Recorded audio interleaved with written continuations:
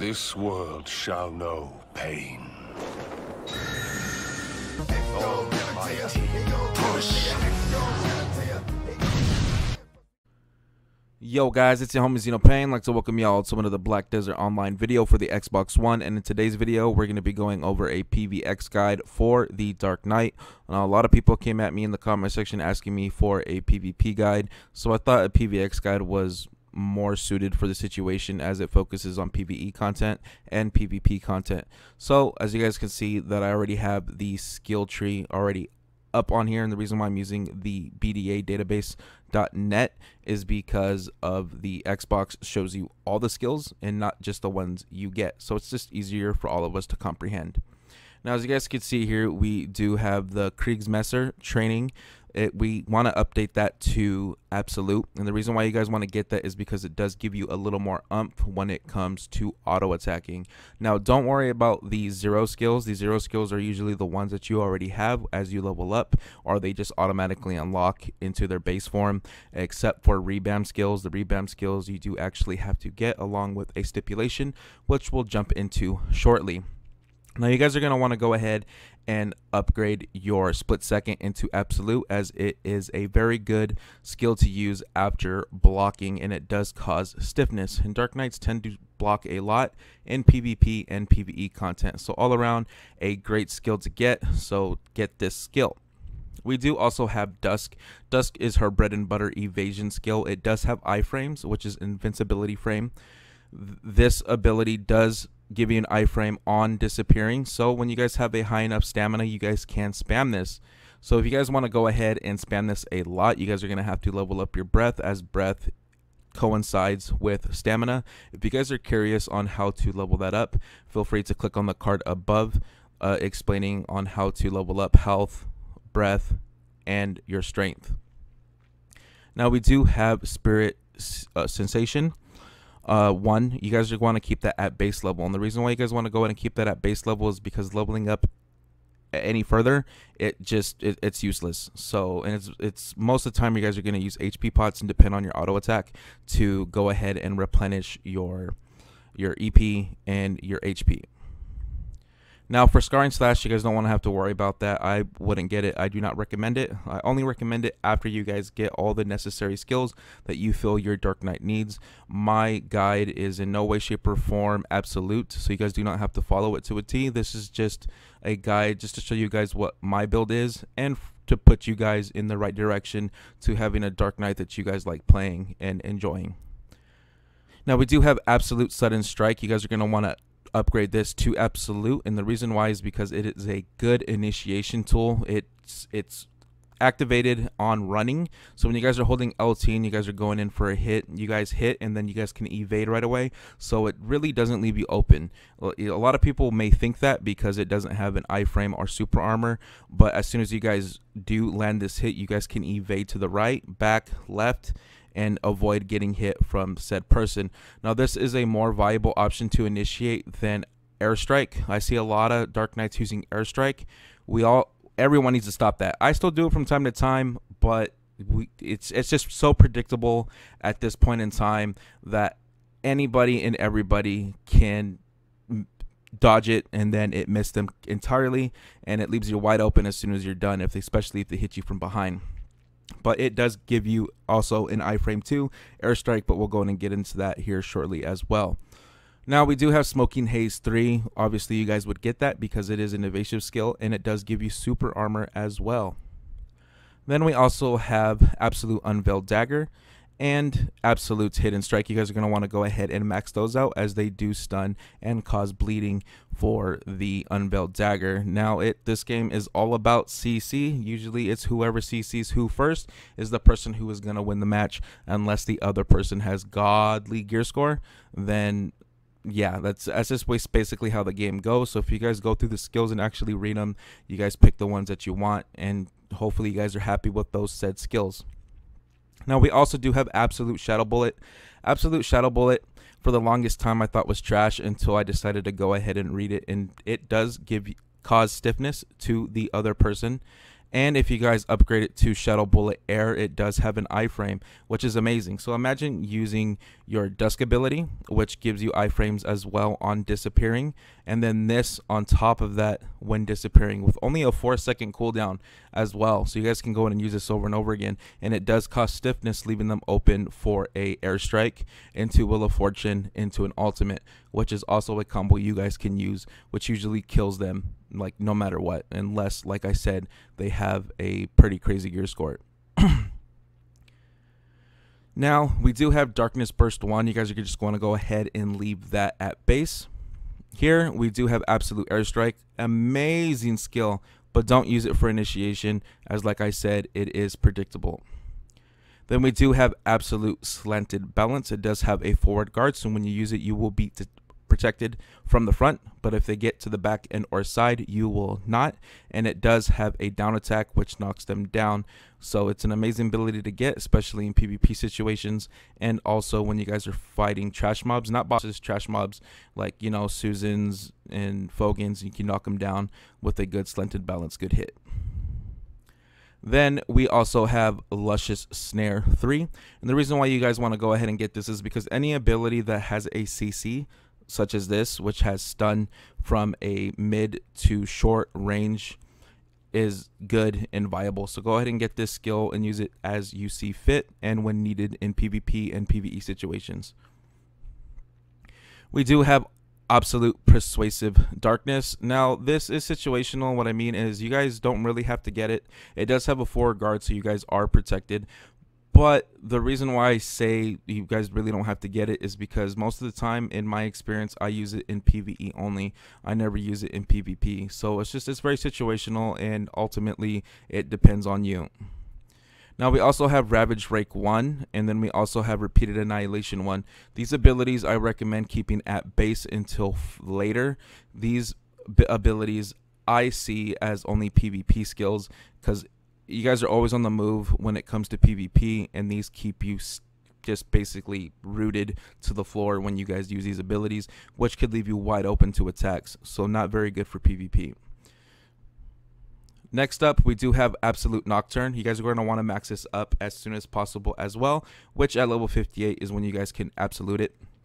Now, the reason why you guys want to get this is because it gives you super armor at the start of the skill, invincibility frame when character disappears, and super armor on forward guard, and forward guard is maintained while moving backwards. So when you guys use this skill, you guys disappear from the face of the earth on the map. Your existence is non-existent, and you're able to pot while you guys are invisible. You're able to use this to get away.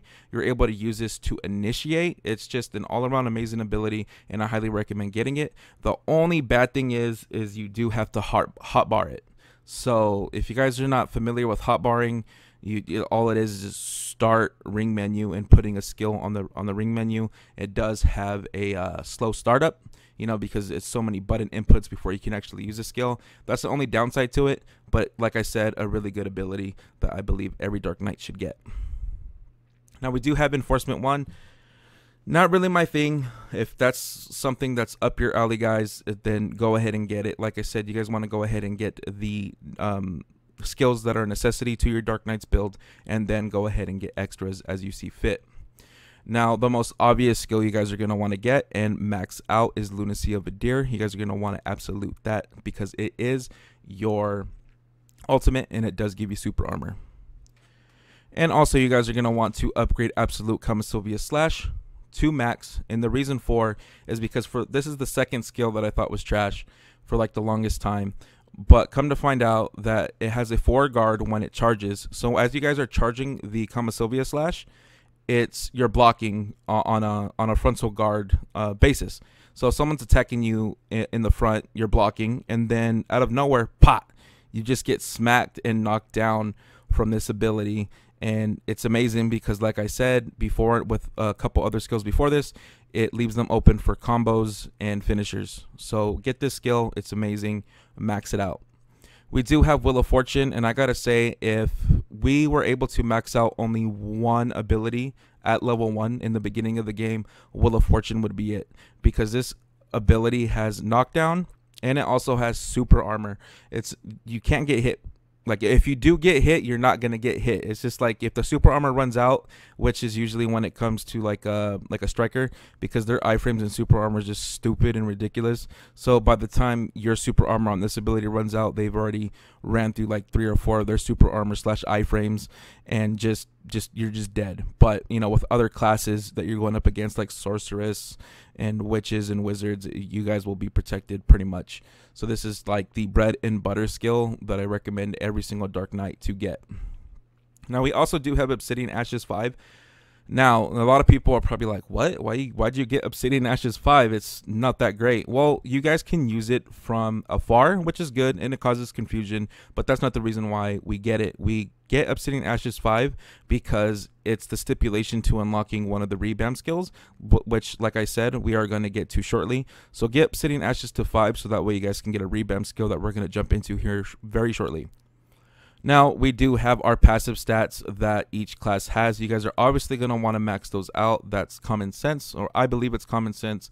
You guys are going to want to get spirit consumption all the way up maxed out at level 58. And the reason why we stop it there is because if the rest is 62 and up, and if you guys are level 82, which where it maxes out, then you need to go outside and get some sunshine because you guys spend a lot of time leveling.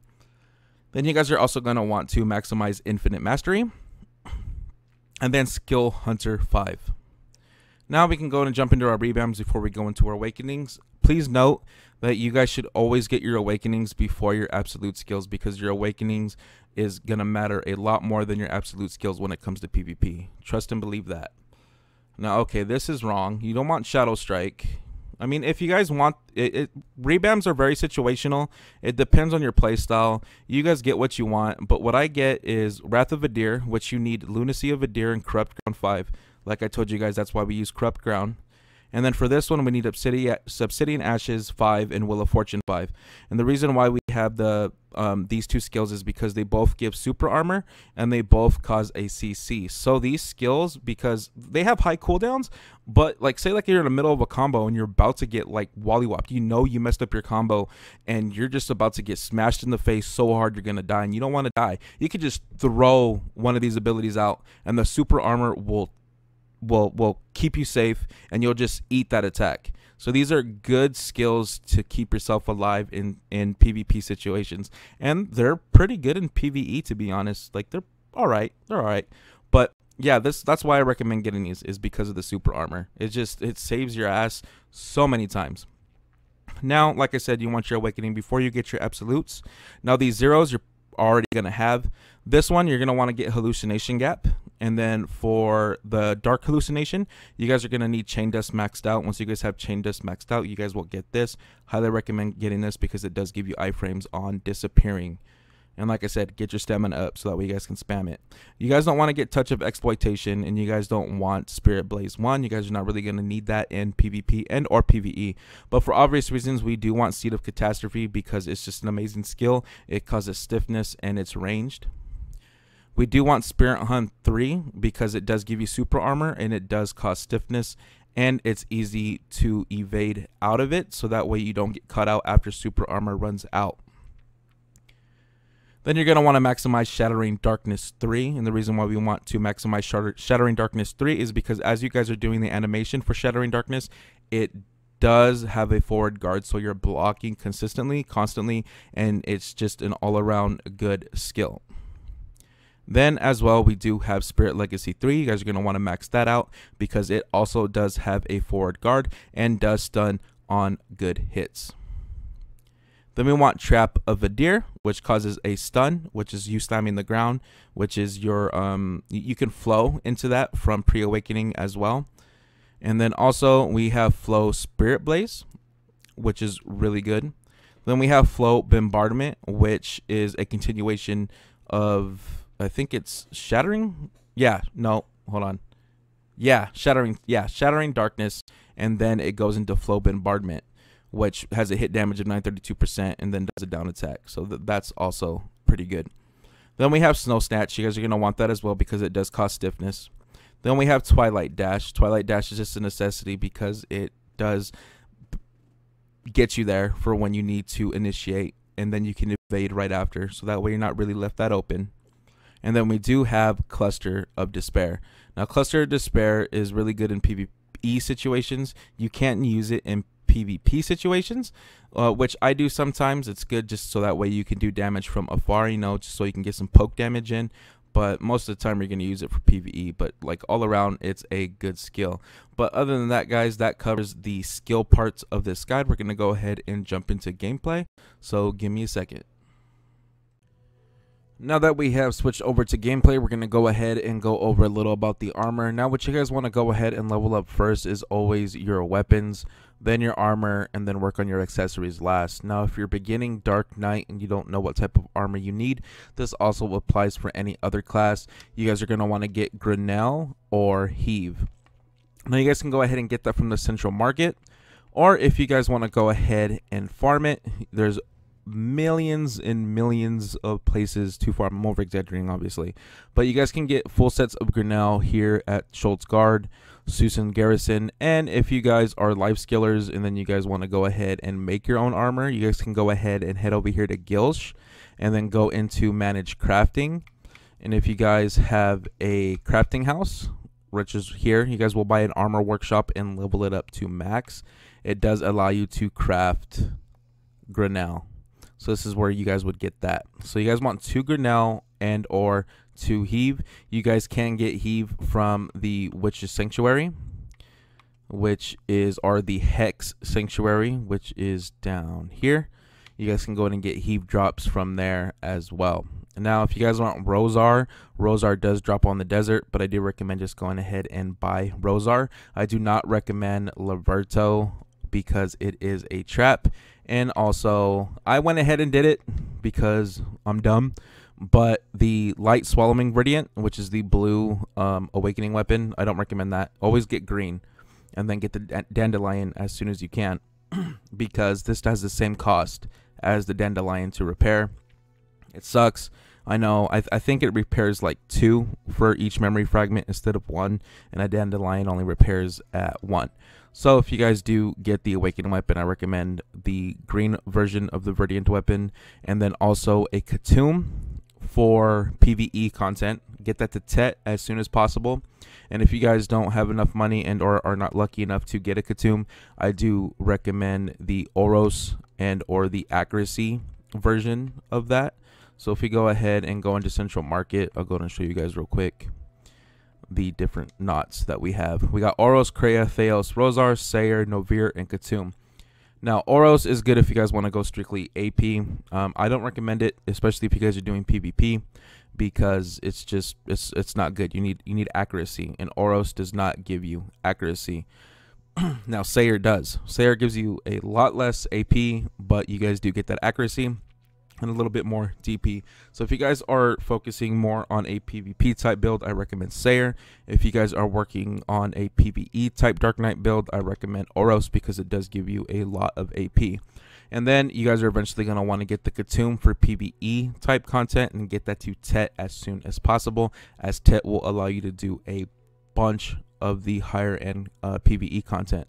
Now, also, if you guys do happen to get a Novir, keep it if you guys plan on doing PvP, and get that to Tet as soon as possible because you guys will be switching in and out between these two. So if you guys are looking for a fight, you guys would switch to Novir, which gives you that flat AP straight up. And if you guys are doing PvE, you guys would want the Khatum and equip that. So keep that in mind. And like I said, you guys want Grinnell and or Heave. 2 Grinnell, 2 Heave, or full Grinnell for your armor. That's if you guys are barely starting out. And then you guys are going to want to enhance those all to Duo. Your Rosar weapon or Kreia or Uria weapon and or your Oros knot or whatever type of noob gear you do get. You guys want to go ahead and get all that to Duo. And then as soon as you get boss gear, you guys are going to want to enhance that past Duo into the Tri-Tet area. So you can see I have Gaius helmet, which is a boss armor, red nose, boss armor, Beg's gloves, boss armor, and muskins. This is the build you guys will be wanting to set forward to. Now, red nose is situational. What I mean by that, I know I use that word and throw it around a lot, is because it's gonna the armor that you guys get is gonna be based on you. A lot of people say that the best in slot, which is BIS, is in the dim tree, And for the guy's helmet, the Griffin's helmet is a lot better. And then for Muskin shoes, the Oregon shoes are better. It's just situational. People will tell you this. People will tell you that. All you guys need to do is just press X on the item and read. And if you guys like the stat, get it. It's boss armor.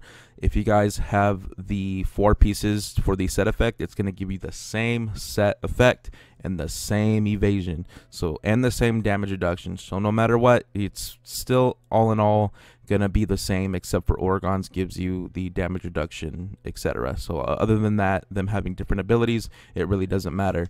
But I went with Guy's helmet because it gives you the max HP plus 100, and then I went with Red Nose because it does give you the HP recovery up over time. And then obviously Beg's gloves, this is recommended for any class because this gives you a lot of accuracy, which is needed for PvE and PvP type content. Accuracy is a necessity for every single class, no matter what anybody tells you. So if you guys get Beg's gloves, go with Beg's gloves. Now we do have Muskin shoes as well. Gives you all evasion up, which I like being evasionable, so that way nobody can touch me, and if they do, well, that means they have a lot of accuracy.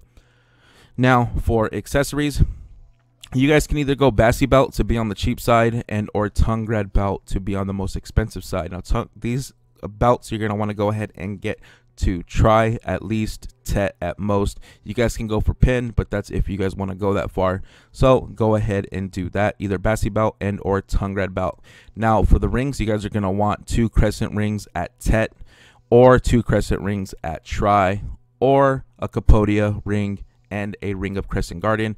Mine's only at duo. Eventually I will get it to try. And if you guys want to be on like the super thrifty side, Mark of Shadow try to Tet is viable too. They're viable options. I don't recommend it. I recommend Crescent rings because they are the best in slot for majority of the classes, so get those. Then we do have the Serifs Necklace. I do use the Serif Necklace because I don't have enough money for the tongue grad necklace, but that is the necklace that I recommend, is getting the tongue grad necklace.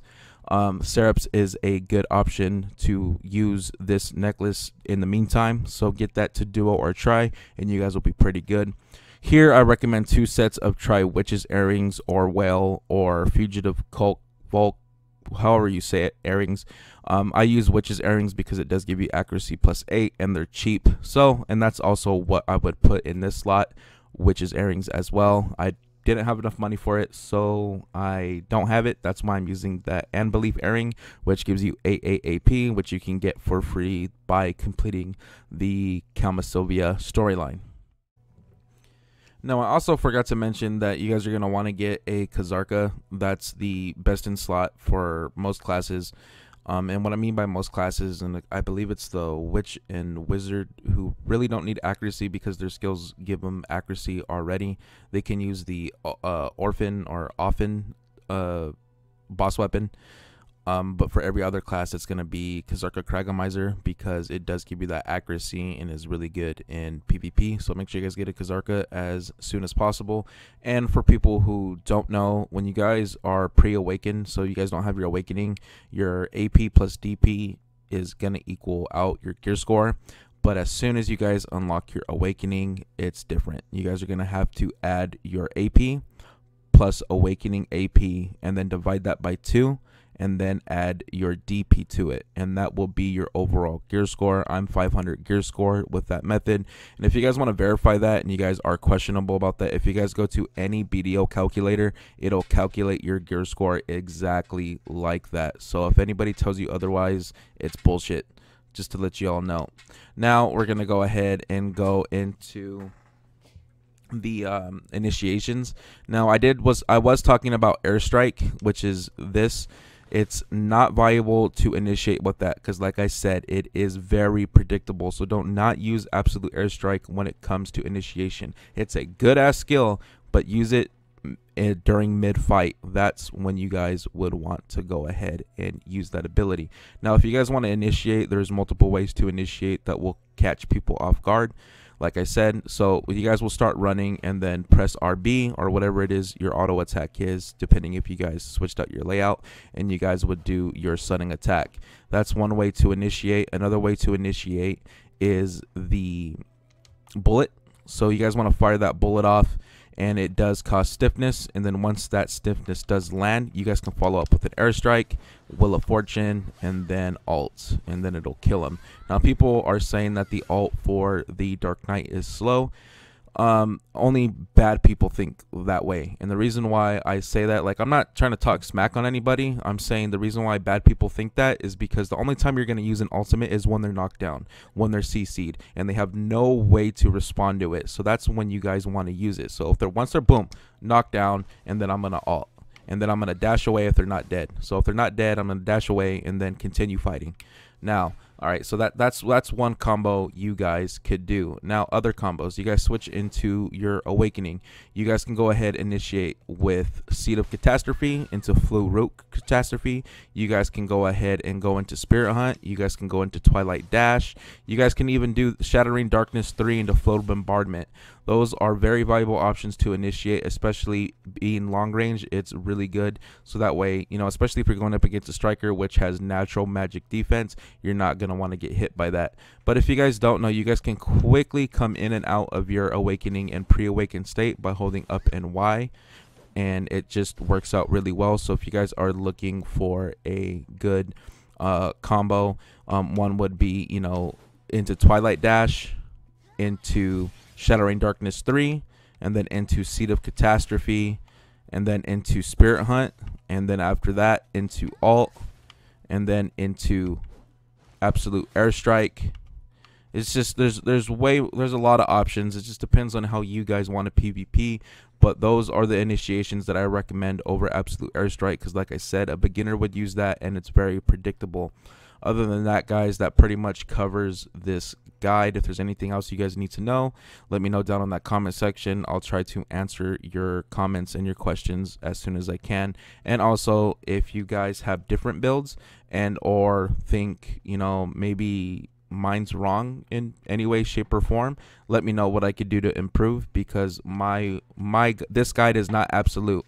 So just take it the way you guys want to take it. This is just to help you guys get your Dark Knight where they need to be and where you want them to be. Enjoy the game, have fun, don't let nobody tell you what to do and how to play your character, because like I said, we're all gamers and we're all just trying to have fun. I love you guys, and for more Black Desert Online content, don't forget to subscribe, especially if you're new here. Other than that, your homie Xeno Pain out. Peace.